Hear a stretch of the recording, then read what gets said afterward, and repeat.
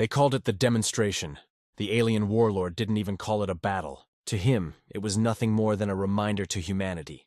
A warning to keep Earth docile, obedient and silent in the vast chorus of the galaxy. On the fringe of the Orion Arm, humanity had carved a small but thriving colony on a green world they named Haven. Families walked under twin suns, children laughed in crystalline rivers, and for the first time, humanity believed the stars might finally belong to them. That belief ended in fire. The Zarkathi Dominion arrived without warning, dropping out of warp in a spectacle of burning light. Their capital ships blotted out the horizon, armored giants that hummed with malice. The skies over Haven erupted with flames as the first bombardments fell. Towers crumbled, oceans boiled, and forests that had stood for millennia ignited in seconds. Civilians fled, screaming into comms that were jammed with static. Human defense forces scrambled fighters, but their weapons ricocheted harmlessly off alien shields. The warlord's voice echoed across the system, calm and dripping with disdain. "Fragile species," he declared, his guttural laughter spreading across open frequencies. "You believed yourselves builders, dreamers. But to us, you are clay to be broken, not steel to be feared." And so, Haven burned. 50,000 dead in a day. Survivors enslaved, paraded before alien audiences as proof of the Dominion's superiority. Humanity's envoy to the Dominion was executed live across galactic channels, his last words drowned beneath alien jeers. For the Zarkathi, it was nothing but theater. For humanity, it was an open wound. The cruel celebration. The galaxy took note. Other empires watched, and many nodded in grim agreement. Humanity, they said, was not suited for the stars. Too young, too fragile, too hesitant to wield power with true brutality. The Zarkathi's lesson, they believed, would remind Earth of its place.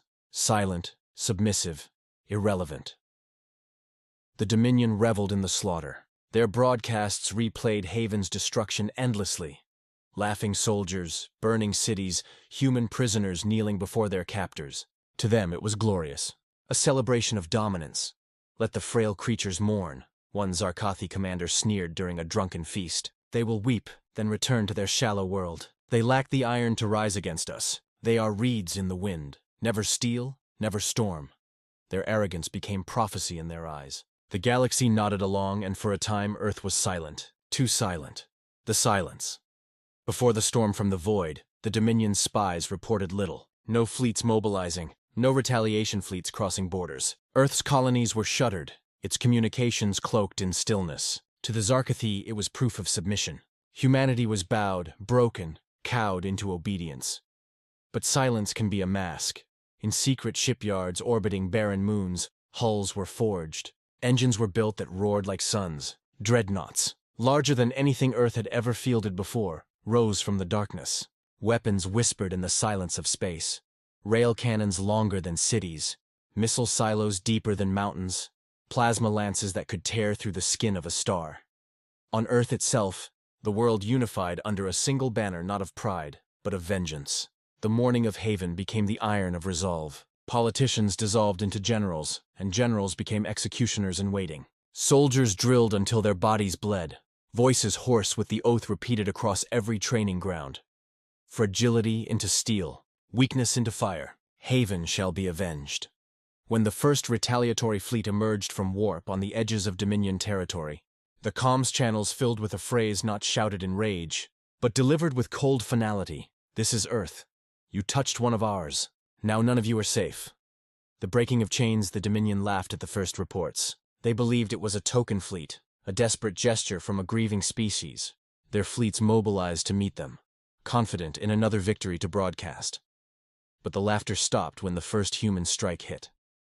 In the Battle of Korath's Gate, 3 Dominion fleets, nearly 100 warships, were reduced to drifting carcasses within hours. Human rail cannons punched through shields that were once deemed impenetrable. Plasma fire cut battleships in half. Boarding teams of human marines, clad in armor black as the void, tore through corridors with a brutality the galaxy had never seen. The survivors told stories afterward, trembling as they spoke, humans advancing through fire without slowing, their eyes burning with grief made fury. They spoke not as soldiers, but as executioners, carrying out a sentence already decided.